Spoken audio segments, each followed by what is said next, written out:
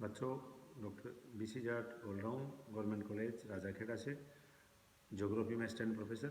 आज हम चर्चा करने वाले हैं भारत का भूगोल, जो आपके BA पार्ट 3 के बच्चों के लिए जो सेकंड पेपर के अंदर एक महत्वपूर्ण बिंदु है, उस पर हम चर्चा करने वाले हैं। आइए हम शुरू करते हैं।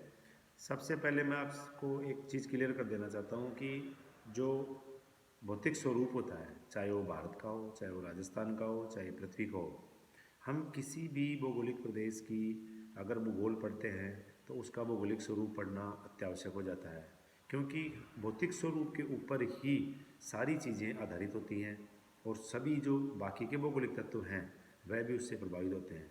जैसे जलवायु, आपकी जलवायु और भौतिक स्वरूप दो हो गए, तो फिर उसके बाद में वनस्पति, यहाँ का जल संसाधन और यहाँ की जितनी भी जो अपने क्लाइमेटिक कंडीशन के अकॉर्डिंग कृषि का जो विकास होता है, तो कृषि के बाद में आर्थिक गतिविधियाँ, पशुपालन, उद्योग, सभी चीज़ें जितने भी इसके, चाहे आप प्रादेशिक विभाजन करो, बिना भौतिक स्वरूप को समझे आप इसको अच्छे से नहीं समझ पाएंगे। तो भारत के भौतिक स्वरूप पर काफ़ी भूवैज्ञानिक और भूआकृति वैज्ञानिकों ने, ज्योमोर्फोलॉजिस्ट ने काम किया है।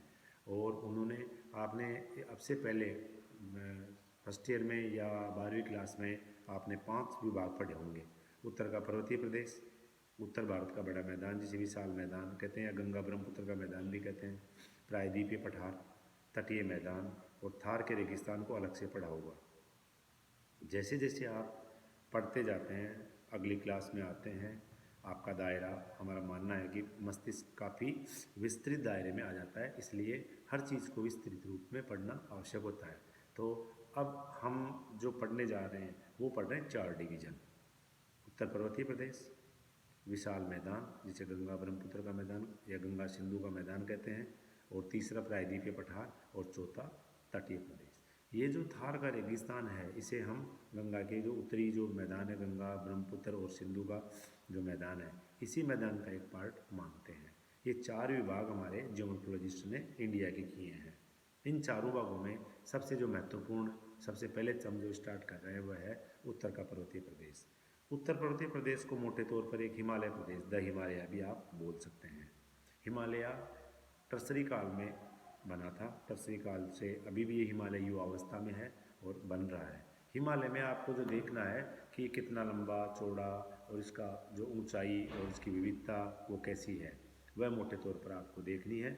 हिमालय पर्वतीय जो समूह है वह 3000 किलोमीटर से लंबा है। अराकान, इधर पाकिस्तान से लेके और म्यांमार में अराकान योमा जो पर्वत श्रृंखला है वहाँ तक ये फैला हुआ है।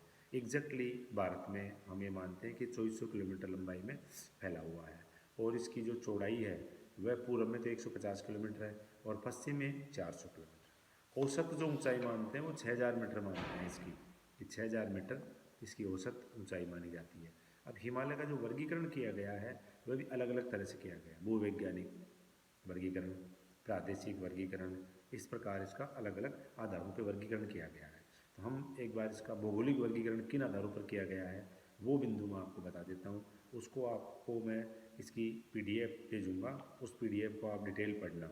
अगर आपको कहीं भी कोई प्रॉब्लम भी आती है तो मेरे द्वारा जो ये गवर्नमेंट कॉलेज राजाखेड़ा की यूट्यूब पे जो पोस्ट किए जा रहे हैं वीडियो, उनमें नीचे आप कमेंट डाल सकते हैं कि सर इस वीडियो में इस पॉइंट में हमारे को ये चीज़ समझ में नहीं आई। मैं उसी में नीचे आपको क्लियर कर दूंगा कि इस चीज़ के लिए आप ये चीज़ देख सकते हैं, या आप कॉल करके भी मुझे पूछ सकते हैं। और चलिए स्टार्ट करते हैं। जो भौगोलिक वर्गीकरण है उसमें पहला भाग है शिवालिक हिमालय। हम यहाँ दक्षिण से उत्तर की तरफ अगर हम चलेंगे तो सबसे पहले भौगोलिक वर्गीकरण में हम शिवालिक हिमालय बोलेंगे। शिवालिक हिमालय ज़्यादा ऊंचाई वाला जो एरिया नहीं है, और उसके जस्ट बाद में आता है लघु हिमालय, जिसे हम अंग्रेजी में लेसर हिमालय भी कहते हैं। लघु हिमालय शिवालिक हिमालय से उत्तर वाला एरिया है। यदि हम इधर से चलते हैं, जैसे हम राजस्थान के निवासी हैं, उत्तर की ओर चलेंगे तो पहले शिवालिक आएगा, उसके बाद लघु हिमालय आएगा। लघु हिमालय का जो ऊंचाई है औसत, वह ऊंचाई लगभग 1000 से लेके और ये आपकी 4500 के लगभग पाई जाएगी। 1000 से 4500 मीटर के एवरेज में पाई जाती है लेसर हिमालय। और अब इसके बाद में आता है आपका ग्रेटर हिमालय। ये मुख्य जो ऊंचाई वाला हिमालय है ग्रेटर हिमालय।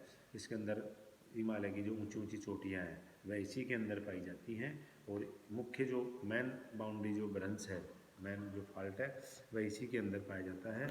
इसकी औसत ऊंचाई 6000 मीटर है। जो ग्रेटर हिमालय है, वृहद हिमालय है, और 6000 मीटर से ऊंची इसमें 100 पर्वत चोटियाँ पाई जाती हैं। इनमें से कुछ चोटियाँ 8000 मीटर से भी ऊंची है, जैसे माउंट एवरेस्ट है। 8848 मीटर ऊंचाई इसकी पुरानी जो ऊंचाई थी वह यहीं पाया जाता है, ग्रेटर हिमालय में ही। इसका नेशनल ज्योग्राफिक चैनल ने 3-4 साल पहले इसकी ऊंचाई 8850 बताई थी, और हाल ही में नेपाल और चाइना ने मिलकर के जो सर्वे किया है उसमें 0.86 मीटर इसको माना है कि 0.86 मीटर ये और ऊंचा हो गया है। अभी जो लेटेस्ट ऊंचाई इसकी मानी है वह ये मानी है। इसके अलावा जो इसमें आपको याद जो करने की चीज़ है, जो परीक्षा में आती है ऑब्जेक्टिव क्वेश्चन में, ये कुछ चोटियाँ हैं, कंचनजंगा, अन्नपूर्णा, मकालू, इनको आपको याद करना है। तो ये कौन सी किस अवस्थिति में है और कहाँ है, ये आपको इसमें देखना पड़ेगा। इसके अलावा कुछ महत्वपूर्ण दर्रे भी है इसमें, उन दर्रों को भी मैंने बुक के अंदर मानचित्र में दे रखा है, और उन दर्रों को भी आप याद करें, जैसे जोजिला, नाथुला, बुर्जिला हैं, ये सारे जो दर्रे हैं, बारालाचा, सिपकीला, ये सारे, थागाला हैं, लिपुला, इन सब दर्रों को जो मोटे मोटे तौर पर जो इम्पोर्टेंट दर्रे हैं उनको आपको देखने के साथ कुछ हिमनद भी देखने होंगे। अब आप थोड़ा सा एक और देख लेना कि नए एडिशन में ये डाल दूंगा कि लद्दाख और जम्मू कश्मीर केंद्र शासित प्रदेश बन गए तो कुछ अवस्थिति इनकी बदली है ग्लेशियर की। जो मुख्य मुख्य ग्लेशियर है उनमें सियाचिन ग्लेशियर सबसे जो महत्वपूर्ण काराकोरम पर्वत के अंदर पाया जाता है, सियाचिन। इसके अलावा सासेनी, हिस्पार और बियापो, वाल्टोरो, ये महत्वपूर्ण जो गंगोत्री, ये सारे महत्वपूर्ण ग्लेशियर है। इसके बाद जो चौथा भौगोलिक प्रदेश है वह ट्रांस हिमालय, हिमालय पार हिमालय, हिमालय के पार वाला जो एरिया है, ये काराकोरम और लद्दाख जो श्रेणियां हैं वो दोनों ट्रांस हिमालय के अंदर आती हैं। यहाँ केटू या गोडविन ऑस्टिन, जिसकी ऊंचाई 8611 मीटर है, ये भारत के अंदर जो अधिकृत भारत है उस भारत के अंदर ही पाई जाती है। ये महत्वपूर्ण चोटी ये ट्रांस हिमालय के अंदर है। और पूर्वांचल की जो पहाड़ियाँ हैं वो अपने आप में इस हिमालय में एक प्रादेशिक रूप से अलग पाई जाने वाली पहाड़ियाँ हैं। ठीक है, अब हम इसका प्रादेशिक जो वर्गीकरण है वह भी आपको बताएंगे। प्रादेशिक वर्गीकरण हम पूर्व पश्चिम के रूप में पढ़ेंगे। पश्चिम से चलते जाएंगे और पूर्व की तरफ चलता जाएगा। इसको विभिन्न नदियों में अलग अलग काट रखा है। तो पूर्व में जो इसका पश्चिम से हम चालू करेंगे तो पश्चिम में जो सबसे पहले चलेगा पंजाब या पश्चिमी हिमालय। पंजाब या पश्चिमी हिमालय से जो वर्गीकरण दिया गया है सबसे चौड़ाई में है और सिंधु नदी से लेकर के और सतलज नदी के बीच में ये पाया जाता है। इसके बाद में पाया जाता है इसके कुमायूं हिमालय। कुमायूं हिमालय जो है वह सतलज और काली नदी है उन दोनों के बीच में पाया जाता है। और फिर नेपाल है वो काली और तीस्ता नदियों के बीच में है। लगभग 800 किलोमीटर लंबाई में नेपाली हिमालय फैला हुआ है। और चौथा है असम हिमालय। ये तीस्ता और ब्रह्मपुत्र के बीच में जो तीस्ता दिहांग जो नदी है सांगपो के साथ, उसके बीच में ये पाया जाता है। ये दो महत्वपूर्ण वर्गीकरण इसके दिए हुए हैं। आपके जो परीक्षा में प्रश्न आता है उस हिसाब से दो वर्गीकरण आपको देखने हैं। भूवैज्ञानिक वर्गीकरण की इतनी ज़्यादा आवश्यकता बीए पार्ट 3 में नहीं पड़ेगी। ये दो वर्गीकरण आप अगर पूछते हैं तो इसके अलावा हिमालय का महत्व आपको बताना है। जब परीक्षा में पूछते हैं तो हिमालय किस रूप में हमारे लिए महत्वपूर्ण है, जलवायु के हिसाब से कैसे महत्वपूर्ण है, खनिजों के हिसाब से कैसे महत्वपूर्ण है, जैव विविधता कितनी पाई जाती है, हिमालय से हमें जल संसाधन भारत को कितना मिलता है, हिमालय नहीं होता तो हमारे पास में कौन सी जल शक्ति या जल संसाधन नहीं होते, इन सब चीज़ों का महत्व आपको इसके अंदर बताना है। और इसके बाद जो दूसरा जो बिंदु आता है वह आता है उत्तर भारत का बड़ा मैदान। ये सिंधु और ब्रह्मपुत्र, गंगा, सिंधु, ब्रह्मपुत्र, ये तीनों नदियों का जो कैचमेंट एरिया है उससे मिलकर बनता है। ये अगले जो क्लास होगी उसके अंदर मैं इसका जो डिटेल है वो आपको दूंगा।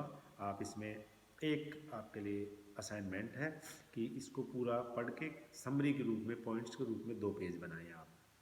जो मैंने इसका फिजियोग्राफिक डिवीजन का दिया है उसको बिल्कुल छोटे छोटे पॉइंट्स के रूप में बनाएं और एक सारणी बनाएं जिसमें हम हिमालय के महत्वपूर्ण दर्रे, हिमालय की महत्वपूर्ण चोटियाँ और कुछ ग्लेशियर के नाम 4-5 के, और एक मानचित्र बनाएं जिसमें इनको दर्शाएं। तो वो आपके लिए परीक्षा के अंदर काफ़ी महत्वपूर्ण होगा। थैंक्स।